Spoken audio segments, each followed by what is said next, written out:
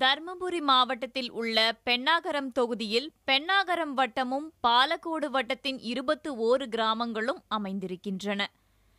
கடந்த தேர்தல்களை பொறுத்தவரை காங்கிரஸ், அதிமுக, திமுக, பாட்டாளி மக்கள் கட்சி என பல்வேறு கட்சிகளும் இங்கு பல்வேறு காலகட்டங்களில் வெற்றி பெற்றிருக்கின்றன.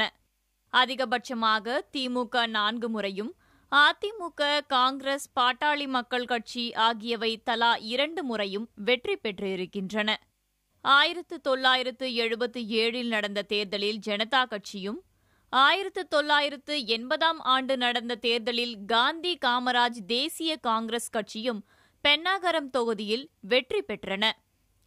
பாட்டாளி மக்கள் கட்சியின் தலைவரான ஜி.கே. மணி இந்த தொகுதியிலிருந்து கடந்த 1996 மற்றும் 2001 ஆண்டுகளில் எம்எல்ஏவாக தேர்ந்தெடுக்கப்பட்டார்.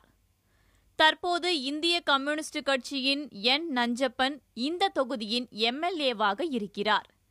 இந்த தொகுதியில் 1,11,199 ஆண் வாக்காளர்களும் 1,02,658 பெண் வாக்காளர்களும் என மொத்தம் 2,13,857 வாக்காளர்கள் இருக்கின்றனர்.